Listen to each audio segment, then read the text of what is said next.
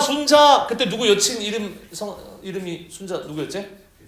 자, 그 다음에 순자하고 한비자님이 있어요. 그러면 이 순자 한비자님의 공통점하고 그 다음에 플라톤하고 뭐 공통점이 아니라 순자 한비자 플라톤 아리스토텔레스 이 공통점 뭘까?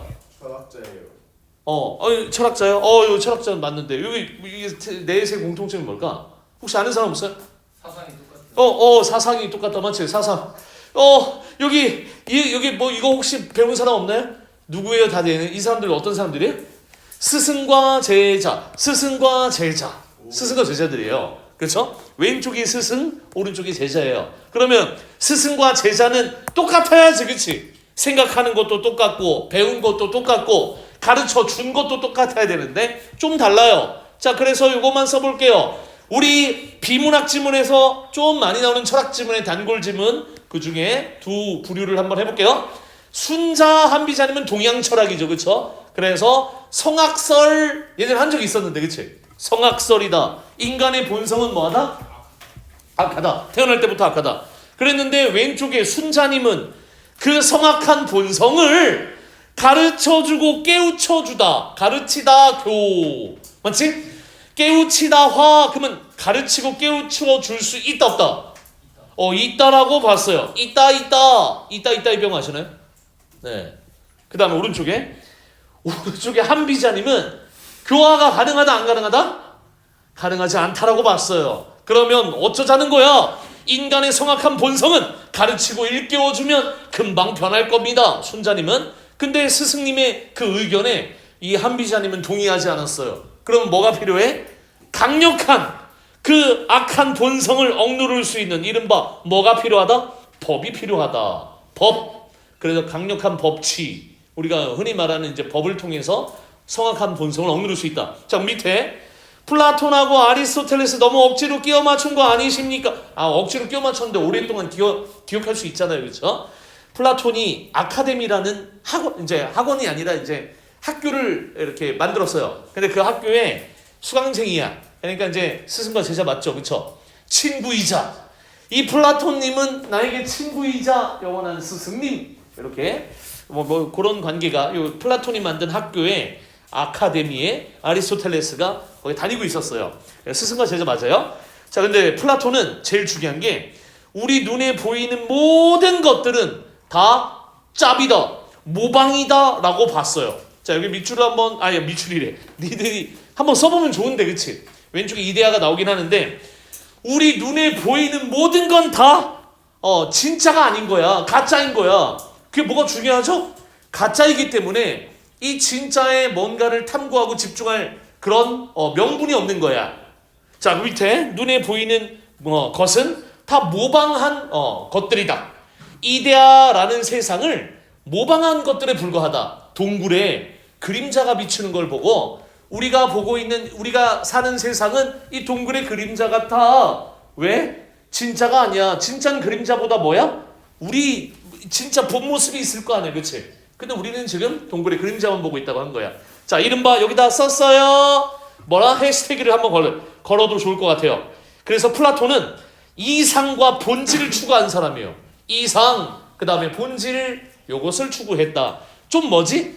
눈에 보이지 않는 추상적이고 관념적인 게 이 이상과 본질이죠, 그렇죠? 그런데 그 제자님 아리스토텔레스는 눈으로 보고 손으로 만지는 이른바 내가 직접 겪은 이 경험 세계가 중요하다. 스승님이 말했잖아. 우리가 사는 세상은 동굴의 그림자와 같다. 그럼 우리는 동굴의 그림자를 보고 있는 거야. 그렇기 때문에 진짜가 아니기 때문에 그걸 뭔가 탐구하고 연구하고 그 다음에 관찰할 그런 필요가 없다고 본 거야. 근데 아리스토텔레스 뭐라고 했을까? 그런 스승님의 의견에 뭐라고 했을까? 그 동굴의 그림자라도 뭐하자? 관찰하고 경험하고 한번 공부해보자. 오케이? 그래서 밑에 현실, 경험, 관찰 이게 아리스토텔레스의 핵심이에요. 뭔가 지금 갑자기 막 이런 철학으로 빠져갖고 그렇지만 이걸 알고 있으면 이런 배경 지식을 갖고 있으면 많은 외지문, 그러니까 다른 외부 지문을 많이 보더라도 아마 인문 철학 지문이 언제 모의고사든 아니면 우리 나중에 수능이든 나온다면 아주 땡큐 너희들에게 효자가 될 겁니다. 그렇죠? 요거 정도만 기억하셔도. 자, 그래서 왼쪽으로 가볼까? 슝! 자, 이데아. 끊임없이 추구해야 할 영원한 진리. 그게 이데아야. 이데아가 어디 있는데요? 저기 네, 종교에서 말하는 천국인가요? 아니요. 그런 사후세계가 아니에요. 우리가 끊임없이 살아있는 동안에 추구해야 할, 그리고 도달해야 할 목표이기도 한 거예요. 그러니 밑에 보면 굉장히 추상적이죠. 자, 그래서 밑에 이렇게 본문으로 바로 가볼게요. 색깔펜으로 같이 따라주세요. 덧칠한 것만 하면 되거든. 우리의 경험 세계는, 지금 우리가 사는 세상의 경험 세계죠. 자, 우리의 경험 세계는 영원 불변한 실제인 이데아의 그림자에 불과한 것. 자, 그러면 좀 다르네. 우리가 경험하는 지금 살고 있는 이 세상은 이른바 VS. 자, 영원 불변, 영원히 변하지 않는 실제로 존재하는 이데아라는 곳에 그림자에 불과하다 라고 누가 말했다? 플라톤 님께서 말하셨다. 자, 밑에 실제에는 따로 밑줄을 그어볼게요. 아이 착하다. 누구지? 방금 아이 착하다 누구지? 친구에게 격려를 해주는 모습 진짜 보기 좋았다. 맞지? 약간 변성기 안 온 것 같던데. 미성 누구야? 진짜 마음 이타적이다 진짜. 맞지? 영원 불변한, 영원히 변하지 않는 실제로 존재하는 것. 야, 어이의 실제는 사실 현실을 얘기하는 거고, 여기 말하는 이 실제 아이의 실제는 어이의 제로 존재하는 곳, 존재하는 그걸 실제라고 해요. 그렇지? 실제. 그러면 영원 불변한, 영원히 변하지 않는 실제로 존재하는 이데아라는 곳에 그림자에 불과할 뿐이다. 자, 그림자는 따로 이렇게 쓸게요. 모 투 더 방. I say 모. You say 방. 모. 와, 장난 아니다. 와, 네, 장난 아니다. 아니 좀 이제 머리 커서 그런 거죠, 그렇죠, 맞아. 쪽팔리게 뭐 그런 걸 따라합니까? 진짜, 네, 장난 아니네, 그렇지. 많이 컸네, 그렇지. 다들. 네, 뭐 그냥 기도해주는 친구들도 있고, 그렇지. 다들 뭐 또 종교, 여기 이제 좀 이따가 아퀴나스 신학자거든요, 그렇죠. 자기 종교가 기독교다. 자기 종교 기독교다. 네, 지금 뭐 이제 기도해주는 친구들은 아마 기독교로 추정이 되는데, 그치? 그 다음에 혹시 불교다. 불교 있어, 불교 신자. 불교. 없어요? 이슬람 있어요, 이슬람. 힌두교도 있네, 힌두교. 네, 매일 롯데리아 앞에서 절하고 있다는데, 그치? 희생된 소를 위해서 한우 불고기 먹어, 뭐 그런 거 진짜 싫어한다고 하더라고요. 네, 진짜요. 그래서 힌두교 있어요. 네. 맞다. 신천지. 그 신천지님은 또 이제 사람을 믿잖아요, 그렇죠? 우리 주교님께서, 네, 그래서 너무 지금 약간 타깃이 된 거 아니죠? 우리 신천지 여기 막 암약하고 있는 거 아니죠? 자, 그래서 종교 가진 친구들은 이거 뭐 너무 막 이렇게 뭐 밑에 종교적으로 접근하지 마시고, 자, 밑에 그래서 이 플라톤은 이렇게 여겼지만 오른쪽에 아리스토텔레스, 이른바 요거는 이제 그냥 안 적어도 돼요. 페리파토스가 뭐냐면 걷고 대화하다 뭐 이런 뜻이에요. 그리스어로 페리파토스 학파라고 그래. 나중에 그 플라톤의 아카데미를 나와서 자기가 아카데미를 차렸어. 그치? 그래서 그 아리스토텔레스를 따르는 그 소피스트들을 페리파토스 학파 이렇게 불러요. 걷고 대화하면서, 그러니까 공부가 뭐냐면 야, 자 책 들어 하면서 걸어 다니면서 막 입 푸는 거야. 네, 입만 풀다 집에 가는 거예요, 그렇죠? 그게 이 사람들의 공부법입니다, 그렇죠? 네, 좀 약간 살짝 뭐 아무도 맞지? 무시하고 폄하한 게 아니라 뭐 그렇게 했다 얘기를만 해주는 거예요. 그래서 우리가 경험하는 세계가 실제하는 것이라 여기고, 자, 밑에 여기 오른쪽에 별표를 한번 해볼까요? 이 세상에 끊임없는 생성과 변화, 이 눈으로 보는 이 세상을 설명하기 위해서 이른바 아리스토텔레스는 진료 형상론이라는 걸 제시했대요. 그래서 플라톤은 우리가 보는 건 다 짝들이니까 볼 가치가 없어요. 하지만 오른쪽에 있는 진료 형상론이라는 걸 통해서 이 세상의 사물을 존재하는 것, 그 중에서 밑에 전통적 진료 형상론에 따르면 모든 우리가 보는 사물들은 물질적 기반인 진료와 그 다음에 본성에 해당하는 형상의 결합으로 밑에 보면 이루어져 있다. 우리가 보는 모든 사물들은요, 사람도 사물에 포함되겠죠. 진료라는 게 있어요. 재료예요, 재료. 지난번에 했던 건데, 그치? 2주차 때 우리가 여기 성리학하면서 여기 위에서 진료라고 했었거든요. 재료. 그래서 이 재료와 이 본성에 해당하는 형상이 결합된 게 우리가 보는 모든 사물이라 이거예요. 뭔 개소리 할 수도 있는데 눈으로 보는 세상이 경험하는 세상이 전부라고 봤던 아리스토텔레스의 그 학문의 핵심인 거예요. 이분의 주장에. 이분하고 동시대를 살았던 누구요? 오른쪽에 플라톤. 아까 스승님은 뭐라 했어? 모방일이잖아, 그치? 그러니까 소홀하거든. 이 현실의 세상과 사물을 바라보는 그런 이제 면에서 굉장히 소홀했거든. 지금 우리는 뭘 하고 있는 거냐면, 야, 너 오늘 뭐 먹었어? 야, 내가 몸이 안 좋은데 뭘 먹으면 좋을까? 뭐 이런 얘기를 하는 게 아니라, 야, 우리는 왜 사는 걸까? 삶이란 무엇일까? 이 세상은 왜 돌아가고 있는 걸까? 이렇게 얘기를 하는 것에 대한 질문인 거예요. 그러니까 좀 난해하지, 그치? 어찌 보면 막 너무 막 크잖아, 그치? 그래서 너희들이 이제 막연할 뿐인 거예요. 절대 근데 뭐 어려운 거는 아니에요. 자, 그래서 이 세상을 눈에 보이는 걸 전부라고 여기고 그것을 더 중요하게 여겼던 아리스토텔레스 입장에서는 이 세상의 모든 사물을 정의를 해놓은 거야. 우리가 보는 모든 사물은 이른바 재료도 있고 그 다음에 형상도 있더라. 그게 만나서 우리가 보는 사물이 되는 거야.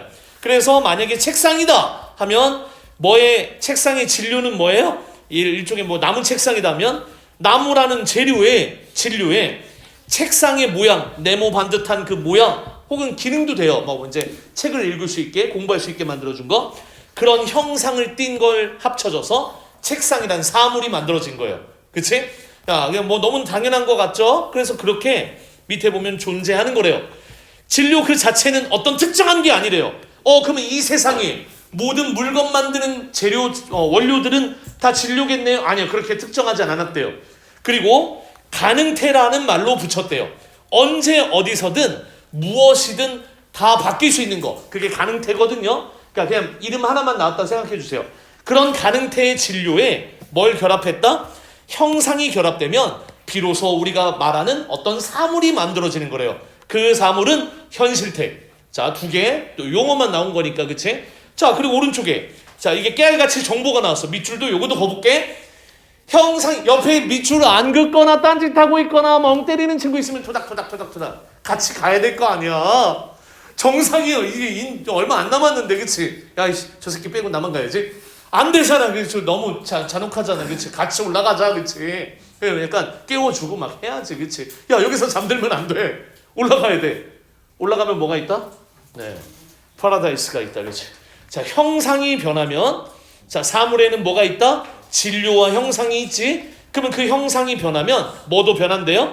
그 사물의 정체성도 변하는 거래요. 그러니까 요거는 그냥 정보를 준 거예요. 이 세상엔 모든 사물은 형상과 진료로 이루어져 있는데 그 형상이 변하면 그에 따라 그 사물의 정체성도 변하는 거래요.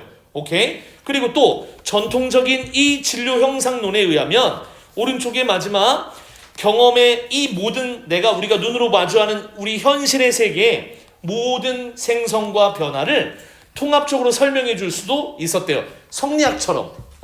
지금 바깥에 바람이 불고 꽃이 피고 나무가 자라는 이런 환경조차도 이런 자연의 섭리조차도 이 뭘로 진료 형상론으로 설명이 가능했대요. 자, 그런데 이게 철학에서 시작한 건데 철학적인 논의뿐만 아니라 이후에는 여러 학문의 분야에도 뭐 했다? 영향을 미쳤다. 밑에다가 의 한번 적어볼까요? 의미와 가치. 어떤 의미와 가치를 지닙니까? 이른바 진료 형상론은 이런 의미와 이런 가치를 지니고 있습니다. 어떤 의미? 여러 학문 분야에 영향을 미친 거예요. 그 중에서 예술에 제일 많이 영향을 미쳤고요. 지금 밑에 나오는 아퀴나스의 이른바 신학자예요. 원래 1200년 정도 저 지난 중세 유럽에 이른바 예술 비평가이자 신학자이자 철학자라고 불렸던 이 아퀴나스의 이른바 미학이라는 이론, 학문, 이 아퀴나스가 주장한 아름다움에 대한 고찰, 이 미학이라는 그 학문에도 영향을 끼쳤대요. 그러니까 그 중에 하나다 했으니까 영향을 끼친 거죠. 누가? 아리스토텔레스의 진료 형상론이 이 미학이라는 중세 유럽의 이른바 신학자 철학자에게 영향을 끼쳤다. 그러면 이 미학이 뭐냐? 수능 특강이 나온 이제 이제 개념이 요 미거든요. 그치? 그래서 갑자기 뜬금없이 이게 아퀴나스가 나온 거는 아리스토텔레스 연관도 되고, 그다음에 수능 특강 교재에 EBS 교재에 이 미가 나와서 그래요. 오케이? 자, 그러면 여기 한번 미를 볼게요. 밑줄 한번 가볼래요? 얘도 단독 지문으로도 많이 나와요. 또 다른 지문, 예술 지문에서도 아퀴나스라는 사람을 많이 볼 거야. 아퀴나스 미학. 밑줄 한번 가볼까요? 밑줄 한번 가볼까요? 여기 저기 둘째 문단이야. 아퀴나스 미학. 자, 이제 이 사람이 한 말이 있어요. 신학자라고 그랬잖아, 그치? 그래서 밑에 이 세상의 모든 진리와 본질은 어디서부터 나왔다? 신에게서 나온다라고 주장을 했어요. 여기에 체크 포인트는 신이에요. 그러면 우리가 보고 있는 이 세상도 신께서 만든 거거든? 그치? 자, 그러면 이렇게 올라가 볼게요. 누구랑 닮았는지 한번 비교해 보시면 아리스토텔레스인지 아니면 플라톤인지 한번 생각해 보세요. 우리는 이 현실의 세계를 통해서 신의 창조와 질서를 이해할 수 있다. 간접 경험할 수 있다. 뭐 이렇게 배웠대요. 이렇게 말하셨대요. 그럼 누구랑 닮았지? 우리가 보는 세상은 진짜 세상이라기보다는 신께서 일부러 자신의 뭔가를 보여주기 위해서 만들어 놓은 세상이라는 거네. 그럼 누구랑 닮았냐? 이데아랑 좀 닮았잖아. 자, 맨 오른쪽 위에 이것도 이해가 안 되니까 요것만 얘기해 볼게요. 우리 인간은 태어나기 전에 어떤 완벽한 이데아라는 세상에 머물렀어요.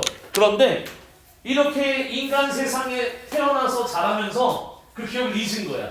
그게 이른바 상기설이에요. 상기설. 상기가 뭐냐?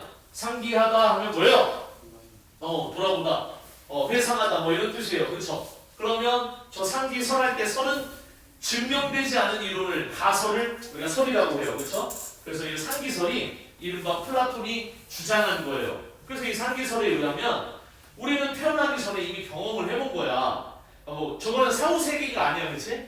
그래서 이미 이데아의 본 모습을 봤는데 인간 세상에 태어나고 자라면서 그걸 잊어버린 거야, 그렇지? 그러니까 잊고 지내다가 뭔가를 떠올리게 되면 갑자기 막 떠올라 머릿속에. 그럼 그게 이른바 저렇게 이데아에서 경험한 거라 이거야. 진짜 짭이야 이 세상은, 그렇지? 그리고 이런 것도 있어요. 야, 삼각형 하면 너희들 머릿속에 삼각형을 한번 떠올려 보시면 어떤 사람은 삼각형을 예를 들어서 막 꼭지점이 3개가 아니라 막 엉망진창인 삼각형을 떠올려보는 사람이 있을까? 동그라미를 떠올려봐라 하면 아주 예쁜 동그라미를 떠올리거든요. 그쵸? 그런 게 다 이데아의 증거래.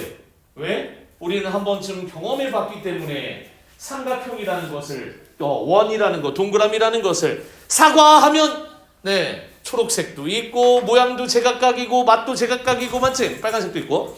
그런데 사과하면 딱 우리가 공통의 분모 사과를 떠올리는 거, 뭐 이런 것도 다 이데아의 경험 때문이다 라고 얘기를 했대요. 그래서 자, 뭐 다시 이렇게 돌아와 보면, 그래서 여기 나오는 이른바 모든 진리와 본질은 신에게서 나온다. 우리가 보는 세상은 신께서 만든 창조와 섭리의 그런 모습이다. 그러면 진짜 모습이 아니라는 얘기네. 진짜는 어디 가야 있어?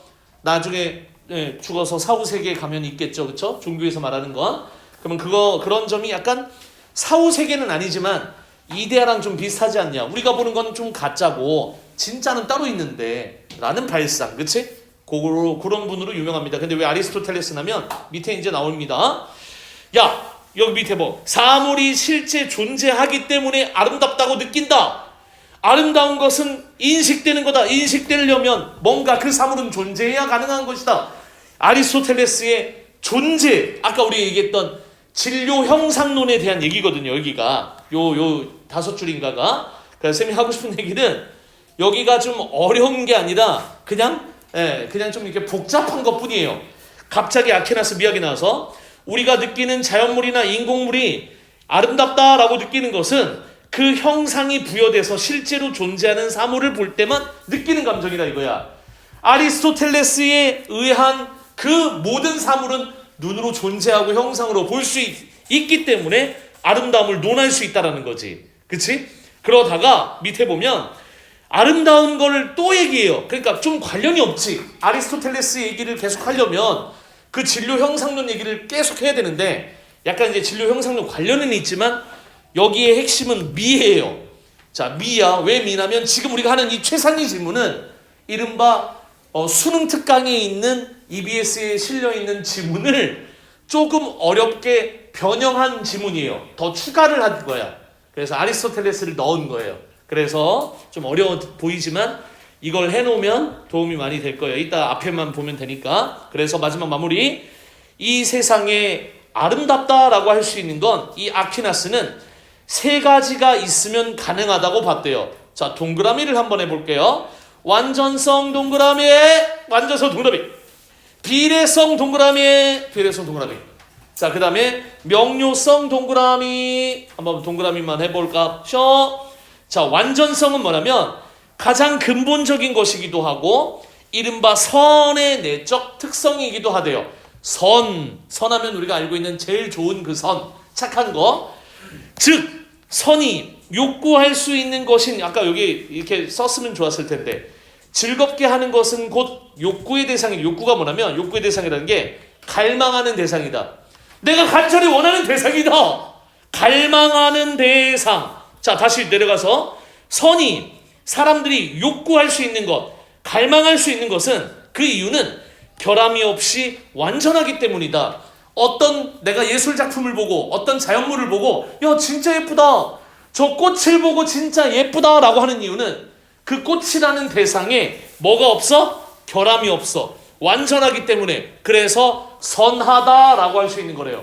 그래서 누군가를 보고, 누군가가 아니라 뭔가를 보고 아름답다라고 얘기할 수 있는 이유 첫 번째는 그 사물에 뭐가 있기 때문에, 선이 있기 때문에, 뭐하다? 완전하다라고 얘기할 수 있기 때문에 아름답다라고 얘기할 수 있대요. 선하다. 그게 완전성. 오케이? 그 다음 두 번째는 뭐냐면 비례성이라는 건데, 비례성은 오른쪽에 밑줄을 한 번만 또 그어볼까요? 기하학적 비례. 여기다가 밑줄을 한번 그어보시고, 네, 그어보시고, 네, 자, 좀만 힘내시면 좋겠는데, 자, 비례성. 자, 비례성은 동그라미, 기하학적 비례. 비례는 비율이에요. 비율이 적당하면 아름답다라고 하거든. 이 아퀴나스는 예술 비평가예요. 어떤 예술 작품을 보고 아름답다, 아름답지 않다 이런 걸 평가하는 사람이었다는 거야. 그치? 지금 이게 아리스토텔레스의 관련이 있으니까 나오긴 했지만 예술 작품을 평가할 때 우리가 아름답다, 아름답지 않다 라고 얘기하는 것에 근거를 들어준 거예요. 첫 번째 완전성이 있어야 돼요. 두 번째는 비례성이 있어야 되는데 이 비례성은 왜 밑줄 긋겠냐면 기하학적 비례가 뭐냐면 이렇게 형태적으로 그 다음에 안정적으로 비율이 아름다운 걸 얘기해요. 그렇죠? 이게 이렇게 써볼래요? 이렇게 끄집어낸 다음에 형태적인 안정, 형태적인 안정감, 안정적인 거 있잖아, 그치? 요게 기하학적 비례예요.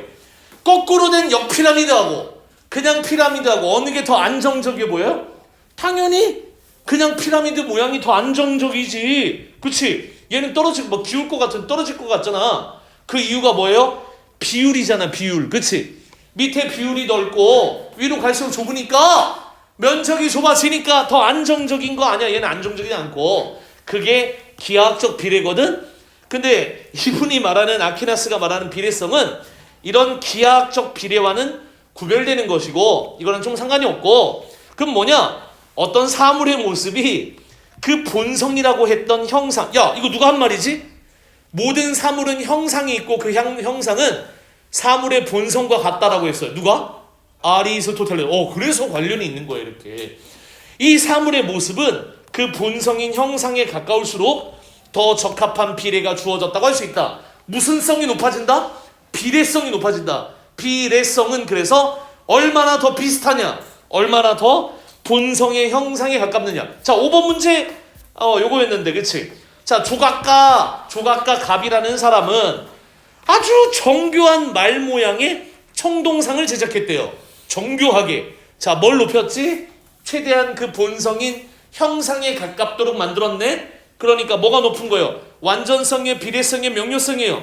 비례성을 높인 거예요. 그쵸? 자, 그리고 일정한 기간 동안 전시하고 나서 자, 이를 녹였다는 게 뭐냐면 여기 포인트가 왜 이걸 왜 말하지? 왜 그걸 그대로 녹였다는 말을 왜 하지? 여기에 들어간 이 사물에 들어간 뭐는 동일해요? 진료는 동일하다는 걸 보여준 거예요. 그렇죠? 이 세상의 모든 사물은 진료와 형상으로 이루어져 있는데 이 말 모양의 청동상을 제작하고 일정 기간 뒤에 얘를 그대로 녹여서 오른쪽에 사람을 만들었어요. 그러면 이를 녹였다라는 말은 이른바 여기서 사용된 진료는 동일했어요. 똑같은 청동상을 제작했거든. 자, 근데 사람이 오른쪽에 형상이 좀 달라졌어요. 사람 모양인데 중요한 건 앞에 있네, 그치? 일부 특징이 과장된 사람을 만들었대요. 일부 특징이 과장됐다는 건 현실에서 조금 벗어났다는 얘기겠지, 그치? 그래서 뭐가 좀 낮아졌다? 비례성이 낮아졌다, 그치? 자, 이제 여기까지 끝인데 실제로 미술평론가 을이라는 사람이 이 두 개의 작품을 평가를 내렸는데 말 모양은 야 괜찮다, 아름다움이 많이 느껴진다 라고 평가를 하고 오른쪽에 사람 모양은 동상은 아름다움은 있지만 느껴지지만 그 정도가 좀 덜하다. 그러면 얘가 조금 더 덜 아름답다라고 한 거네. 이런 평가를 내렸대요. 그래서 갑이 자기가 만든 이 두 작품에 대해서 을이 평가가 다른 것에 대해서 이렇게 얘기를 했대. 마지막 작품에 사용된 재료가 동일함에도 두 작품의 정체성이 형상이 다를 뿐 아니라 그 형태를 구현하는 정도 정도냐? 그 형태를 구현하는 정도도 어느 정도, 그러니까 할 때 그 정도 형태를 구현해내는 정도가 말은 엄청나게 높여서 최대한 비슷하게 사람은 일부 특징을 과장되게 표현했기 때문에 어느 정도만 정교하게 그러니까 좀 낮죠. 정교도 떨어지죠. 그렇게 다르기 때문이라고 생각했다. 맞았어? 그러면 밑에 자, 두 청동상에 대한 을의 평가가 다른 이유를 형태가 어느 정도 구현됐느냐 그 형태의 구현도의 차이에서 찾고 있는 갑의 입장은 여기까지 뭐 맞는 말이잖아요. 그렇죠? 찾고 있잖아요. 아퀴나스의 입장 중에서 무슨 성이다? 네, 비례성이다. 비례성에 해당한다 라고 해야겠죠. 그렇죠? 비례성. 그래서 틀렸어요. 답은 5번이 돼야 될 것 같다. 자, 이렇게 보시면 되겠죠. 네, 뭐 재미없는 뭐 단원이긴 합니다. 그렇죠? 그래서 밑에 마지막에 여기 나에서 하나 더 있어. 그래서 나에서 뭘 말하는 거냐면 아퀴나스 이 미학이 그러니까 아리스토텔레스는 약간 원래 지금 주인이 아니야 원래. 그렇지? 나와서는 주인은 아닌데 아퀴나스 이 미학이라는 것에 형이상학적 토대가 되어줬다. 자, 밑에 형이상학이라는 말은 짚고 넘어가야 돼서, 그렇지? 자, 맨 위에다가 이렇게 한번 써봅시다, 맞지? 이거 안 쓰는 사람은 진짜 불효. 나 괜찮아요. 우리 엄마 아빠 맨날 개고생해도 괜찮아요. 난 공부 안 할래요. 라고 하는 거랑 똑같아. 요거 적어야 돼. 자, 두 번째 문단, 첫 번째 구절에다가 형이상학적, 눈에 보이거나 만질 수 없는 것. 이게 사전적인 정의야. 눈에 보이거나 만질 수 없는 것. 두 번째, 세상의 근본 원리와 본질을 탐구하는 게 그게 형이상학적인 거야. 쟤는 의역한 거야. 의역이 뭐냐면 내가 나름대로 정의해보는 거야. 그치? 여기다가 해주시면 돼요. 여기다가. 그러니까 형이상학적이다라는 말 안에는 여기 이제 그렇죠. 형이상학적이라는 말 안에는 눈에 보이거나 만질 수 없는 거다라는 뜻도 있고요. 그 다음에 두 번째는 세상의 모든 근본 원리와 본질을 탐구한다라는 뜻도 해석이 가능한 거예요. 그러니까 그런 식으로 의역을 해서 문맥을 이어나가면 좋을 것 같아요. 그럼 저걸 어떻게 기억합니까? 할 수 있으니까. 자, 아퀴나스의 미학은 아리스토텔레스한테 많이 도움을 그 진료 형상론에 많은 도움을 받았어요. 근데 어떤 면에서 도움을 받았느냐? 이 세상의 근본 원리와 본질을 탐구하는 그 배에 그런 곳에 영향을 많이 받은 거라는 거지. 도움을 많이 받은 거라는 거지. 그렇지? 그게 뭐라고요? 형이상학적이다. 맞지? 형이상학적인 것에 토대가 되었다. 그러니까 아퀴나스의 미학은 굉장히 형이상학적인 이제 학문인 것 같아요. 아리스토텔레스의 이론뿐만 아니라. 그래서 이제 끝났어. 자, 오른쪽에 이렇게 보면 완전 끝나진 않았고요. 오른쪽에 이것만 별표 한 번만 해볼래요? 이것만 이렇게 별표 한 번만 해보시면 개체의 개별화와 관련한 비판. 이 아리스토텔레스의 요 진료 형상론의 가장 큰 문제가 뭐냐면 요거래요. 분명히 이 세상의 모든 사물은 같은 종에 속하는 사물들은, 특히 사물들은 모두 동일한 형상을 공유한다고 볼 수 있다. 그러니까 아리스토텔레스의 그 이론에 따르면 우리가 어떤 종류의 본성은 형상이 됐잖아. 그렇지? 그런데 같은 종류, 같은 책상이라면 같은 형상을 가지고 있다고 볼 수 있잖아. 그의 이론에 의하면. 근데 이 책상이 똑같은 종류인 줄 알았는데 얘는 색깔이 변색이 되고 어떤 책상은 갑자기 강도가 너무 약해서 막 부러지고 부서졌어. 그러면 이렇게 같은 종에 속하는 두 개체가 달라지는 것에 대해서 설명을 해보라 했는데 이렇게 개체들이 개별적이고 다 다르다라는 것을 그걸 한번 설명해보라 했더니 설명 못했다는 거야. 자, 이제 여기 밑에를 한번 여기에 아까 분명히 책상 얘기를 했잖아요. 왜 이 책상은 저 책상이랑 달라요? 라고 질문을 던졌더니 이 이론에 의하면 이 세상의 같은 종류 모든 개체는 동일한 형상을 공유하고 있잖아. 그러니까 개체가 이렇게 각각 다르다라는 거를 설명을 못하네. 같은 진료와 같은 형상을 지닌 사물들 사이에 이런 차이가 있는 것에 대해서 명확히 설명하지 못한다라는 한계가 있는 거야. 왜? 애초에 모든 사물은 같은 종류라면 같은 형상을 공유하고 있다고 얘기했기 때문에, 같은 진료와 같은 형상으로 만들어진 거야 라고 얘기를 했기 때문에. 그렇지? 자, 그런데 어떤 사람이 이렇게 얘기를 한번 해보기도 했대. 그러면 형상은 같은데 아마 진료가 다른가 봐 라고 얘기했대. 그럴듯해 보이네. 근데 이건 또 어떤 문제가 있냐면 지금 얘기가 요 얘기요.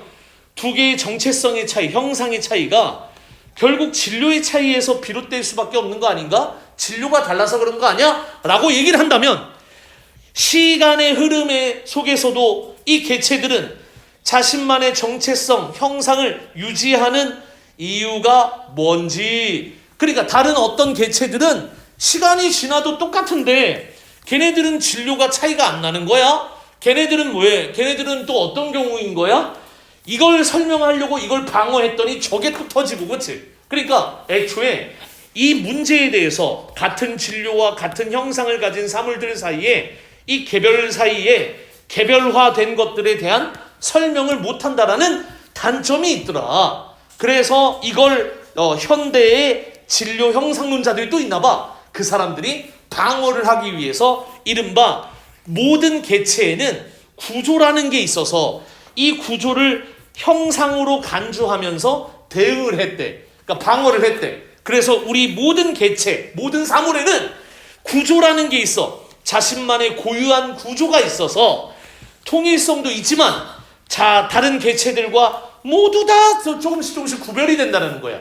그래서 오른쪽에 개체를 구성하는 물질적 요소들은 끊임없이 변화하겠지만 이 구조가 안정적으로 유지되는 편이기 때문에 구조를 형상으로 간주하게 되면, 형상이 구조라 한다면 개체에 이렇게 계속 유지되는 것도 설명이 가능하고 개체마다 조금씩 다른 것도 설명이 가능하고 두 개를 다 방패를 만든 셈이 된 거야.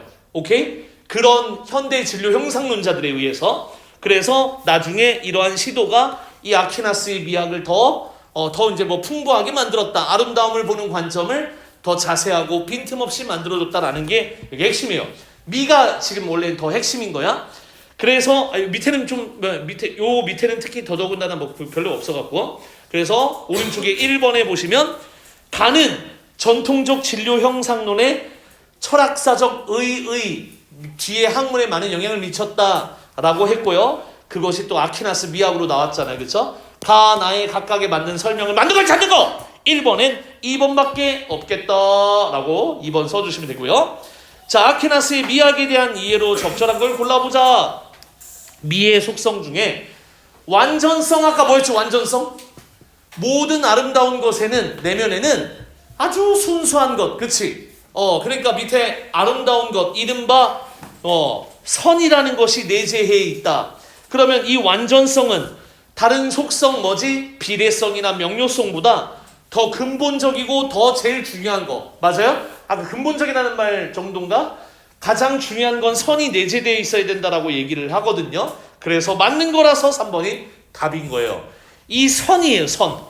선의 내적 속성이 완전성이 됐잖아, 그렇지? 우리가 어떤 예술 작품을 보고 아름답다라고 느끼는 건 그 내면에 이른바 결함이 없어 완전하기 때문이래요. 뭐가? 선이기도 하잖아요. 그게 선, 그게 완전성, 그렇지?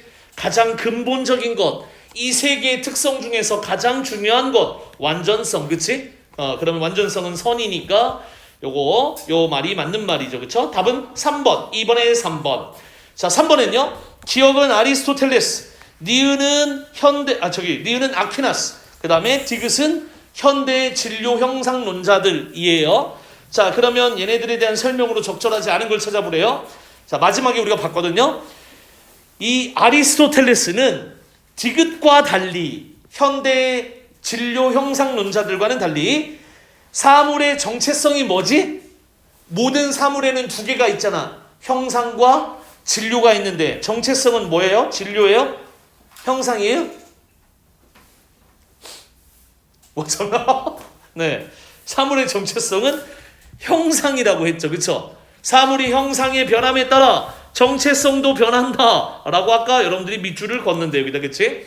사물의 형상은 곧 그 사물의 정체성이에요, 그렇죠? 그러면 다시 여기서 얘기를 이어가 보면, 사물의 정체성이 지속되는 것은, 사물의 형상이 시간이 지나도 계속되는 것은 그 형상이 안정적으로 유지되고 있기 때문이다라고 좀 전에 우리가 봤어요. 여기 보면 시간이 지나도 어디 갔냐? 네, 각 개체는 자신만의 고유하죠.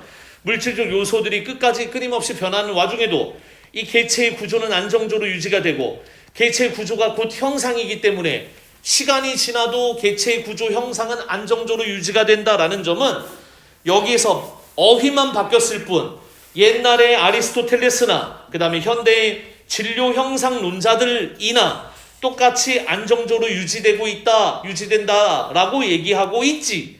그러면 달리라는 말을 쓰면 안 되겠지, 그치? 그래서 이 세상의 모든 사물은, 개체는 동일한 종류라면 시간이 지나도 똑같은 그 형상을 유지할 수밖에 없어요. 그렇죠? 그런데 아까 말했듯이 개체가 세세하게 개별화된 거를 설명을 못하니까 현대 진료 형상론자들이 그 개체의 구조라는 말을 끼워놓은 거예요. 자, 그래서 3번에 4번. 자, 밑에 4번에 1번. 왜 빌미가 됐지? 왜 비판을 했지? 이 개체의 개별화에 관련한 비판을 받았대. 왜? 그 이유를 설명하는 거예요. 그래서 한번 잘 읽어보세요. 자, 우리 모두 이 아리스토텔레스에 의하면 우리 모든 사물들은 같은 종에 속하는 개체들이 동일한 형상을 공유하고 있다라고 했어요. 그랬는데 동일한 형상을 공유하는데 얘네 둘은 왜 다른 거야? 라고 물어보니까 그 대답을 못한 거지, 그치? 그러면 답은 몇 번? 1번이 여야겠죠. 4번 1번. 이게 뭐 어려운 거 맞습니다, 그렇죠? 3학년 선배들이, 현역 선배들이 작년에 초부터 다뤘던 거잖아요, 그렇죠? 겨울 때부터 독서가 먼저 나오고 나중에 문학이 나중에 나오거든요. 그런 부분이었으니까 또 고난이도인데다가 이제 마지막 3학년 2학기 때 주로 하거든요, 그렇죠? 근데 그런 걸 너희들이 다룬 거니까 조금에는 반 절반 정도라도 이해가 됐더라도 성공한 거다, 그렇지? 근데 아예 아무것도 안 갖고 돌아가는 건 그냥 너무 아쉽다, 그치? 자, 마지막에 6번엔 3번 분배되었다. 이제 오른쪽에 목목시 나뉘었다, 분배됐다, 나눴다잖아, 그치? 나뉘어졌다 이런 뜻이잖아요. 그래서 3번이 틀렸다. 자, 오른쪽에